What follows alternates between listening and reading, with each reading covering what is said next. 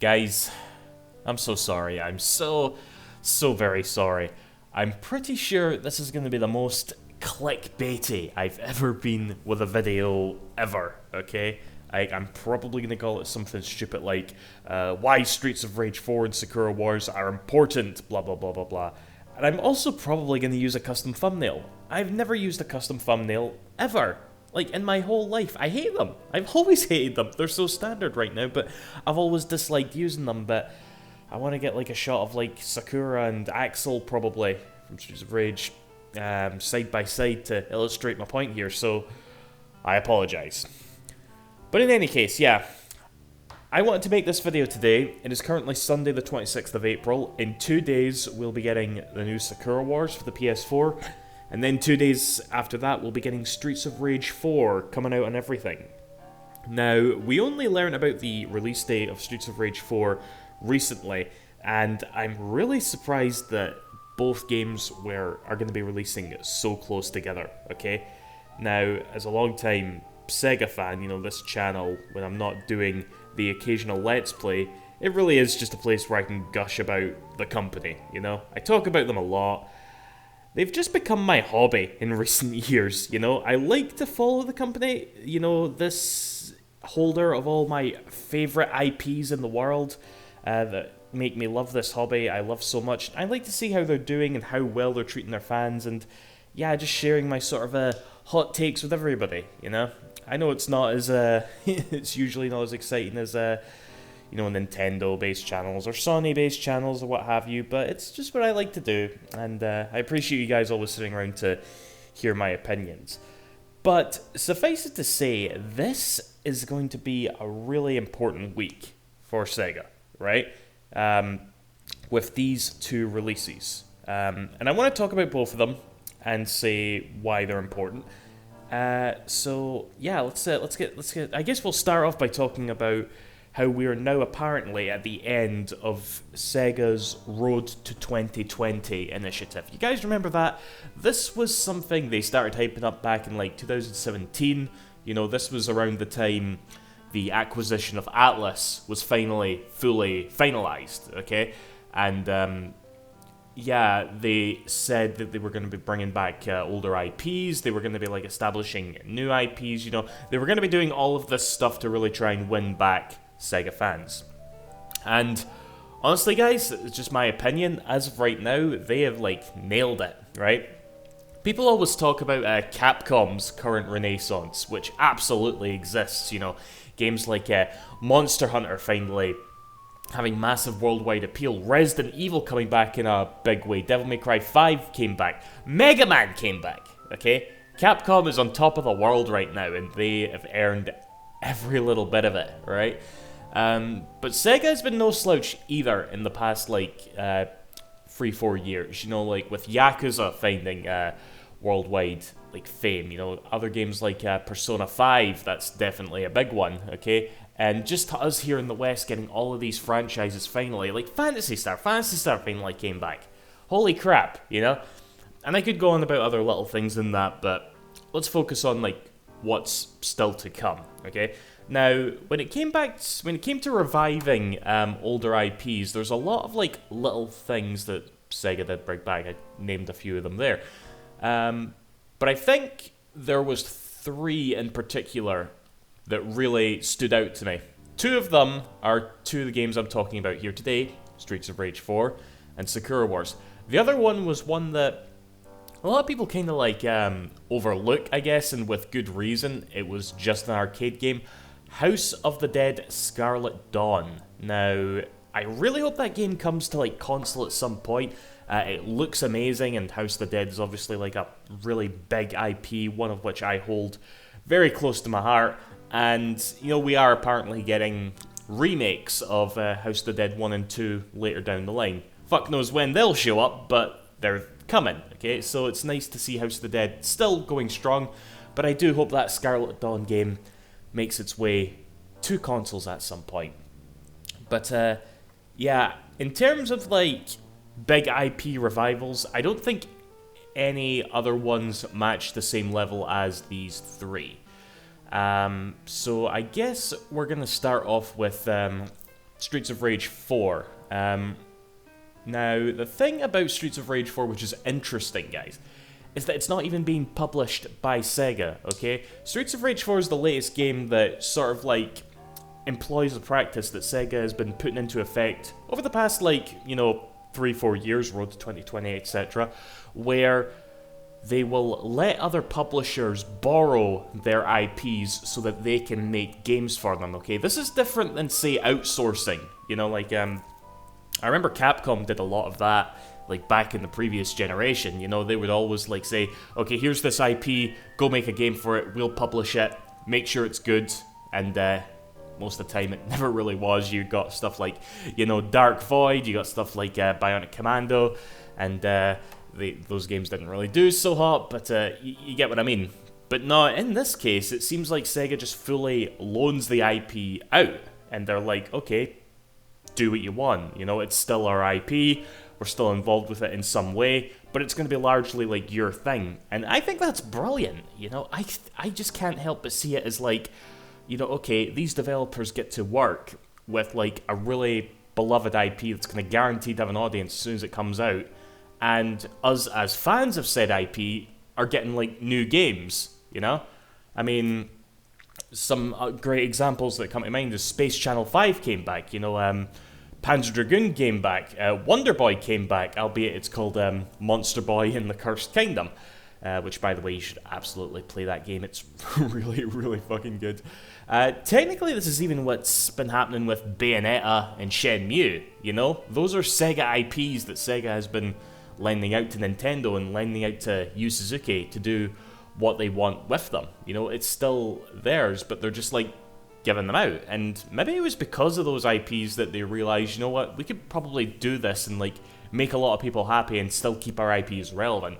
So they've went with it, and Streets of Rage 4 is again just like the latest example of that. It's coming from us it's coming to us via publisher .emu and developed by Lizard Cube and Crushguard Games. Now, I don't know much about Crushguard. I know that they've done some beat-em-up style games in the past, but Lizard Cube made the remake of Wonder Boy 3, which was really good, had a very distinct art style, which they've carried over to Streets of Rage 4, which saw a little bit of mixed reaction at the start. I think it looks amazing.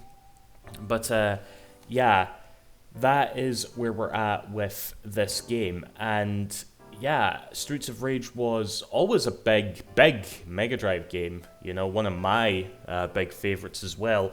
And yeah, it's fucking back, Maybe not completely at the effort of Sega. I got a big thank you to, as I said, .emu, Lizard Cube, Guard Crush Games for giving me a new game in one of my favorite franchises ever. A lot of, like, returning characters. The fighting system looks amazing. Yeah, I'm very, very, very excited to see it, and I hope that the other IPs I was talking about, like Panzer Dragoon, it came out, it's a little bit mixed, same with Space Channel 5, even Shenmue 3, if I'm being completely honest, but, I don't think that would stop Sega from lending them out and all that, but this I feel like could be a real big one, I see just, like, a lot of, like, people excited for it, and maybe that's just me, but, yeah, I just want to see Sega do more of that. Obviously, it's nice to see them handle their IPs internally, but they've only got so many studios, and they want to focus on their more profitable shit, like Sonic, like Yakuza, like Persona / Shin Megami Tensei, so that's why I'm really happy, and I hope it does well, and I hope it just encourages Sega to keep doing this, and, like, maybe we can get some other IPs on the go from other developers. Here's hoping. But, yeah, the other game to talk about is Sakura Wars. Now, cards on the table, guys, I am so much more excited for Streets of Rage 4 than I am Sakura Wars, okay? I have much more of a personal attachment to Streets of Rage. I've only played a couple of Sakura Wars games, only one of which I would say I really enjoyed, which was the fan translation of the first game. The other one was Sakura Wars So Long My Love for the PS2, the 5th game in the series. The more time goes by, the more I look back on that one, be like, it was alright, it didn't, like, light my world on fire. But that first one is pretty much up there as one of my favorite Saturn games at this point, I would say. I really, really dug it. But but again, regardless of my own hype or lack of hype for Sakura Wars, going back to the title, the clickbaity title of this video, we're talking about how important it is, and Sakura Wars may be the most important game that Sega is going to publish in the past, 4 years, ever since they came back in this renaissance that we're in, I suppose. Why is that? Because the biggest reason this game got made, guys, was because Sega had a fan poll. It was back in 2015, 2016. It was mainly only open to the Japanese audience, but anybody could have done it, so if you weren't living in Japan, you still could have voted. But even with that, an overwhelmingly majority of people voted for Sakura Wars to come back as their most beloved IP. And I can only imagine, that had to be the reason they gave it the go-ahead. They were like, okay, let's make another one of these. And the game is so... I remember watching the reveal trailer when it first came out. It was revealed they announced it at SEGA Fest 2000 and... it was the first one that came out there. It was 2018. Yeah, it was 2018. Then they showed it off properly, the first gameplay at SEGA Fest 2019. And I just remember looking at the game and thinking, this doesn't look like a game Sega makes. Okay, this looks too pretty to be the sort of Sega game. Because, Sega games, they don't usually go overboard with budget and stuff. But this one just looked really, really good. It apparently runs on Hedgehog Engine 2, same as, Sonic Forces. And it just looks gorgeous. I was super impressed by that. But even more impressive was that on the same fucking day we got that gameplay trailer, they flat out said, oh yeah, we're localizing it for other territories. You guys outside Japan are going to be able to play this game when it comes out. And I was just like, what? I thought it was just so... Because at this point I was used to Yakuza games coming out semi-frequently, alright? And, more localized Sega games than I was throughout the years of, 2013 to 2016, okay? Those were the dark days of Sega, as far as I'm concerned. But this just really felt like a step beyond all that. It's like Sakura Wars is getting localized in the current year of 2019/2020. Really, we're getting this. Holy crap. Now, it's not getting a dub, okay? They've not went that far out with the localization. It's just you just gonna have to use subs to play the game. But it still just amazed me so much. It's like, wow, this really is a new era of Sega. And I'm sure most of that has to do with Atlas more than Sega, because this is obviously Atlas's bread and butter, okay? They take this shit, they localize it because they know that their fans want it, no matter how small that fan base may be. So, super, super happy about that we're actually friggin' getting the fact that we got the game at all, and it's going to be here in 2 fucking days, okay? And I don't know how well this game is going to do, if it's going to pick up the same way as Yakuza did for them a few years ago. You never know, these sort of games where you pick your waifu, I guess. That's pretty much all that Fire Emblem has become these days, It's not about the turn-based strategy gameplay, it's about who you want to marry and shit, Maybe that sort of audience will really take to this game in the same way. I don't know, but yeah, sure would be nice if it did. It would be nice if Sega was somehow they realized, okay, people like it when we do bring back old IPs. Even if the West primarily doesn't even really know this IP, they're willing to give it a try, okay? Practically is a new IP for us, almost. Not really, but you get what I mean. So yeah, I think that's really all I want to say with that. I'm very, very much looking forward to both games. I hope they both do well, both critically and in terms of sales. Because right now we're definitely a new turning point for Sega with the road to 2020 finished. You know, like, SEGA of Japan has no games currently, like, announced. Like, properly announced. We don't know what RGG is working on. We know that a new Sonic game is coming, which is quite inevitable, but we don't know anything about it. We don't know any other games that internally they're working on, except Shin Megami Tensei 5, you know, lol. But I think that's it. You know, we don't know anything else. So, yeah. And I hope that the success that we get from these new games really influence that, but only time will tell, really, you know? So, I think that's all I really wanted to talk about, guys. I hope you are all as excited as I am to be playing these games, and here's to the future. So, I've run out of things to say. See you after. Thanks for watching. Bye-bye.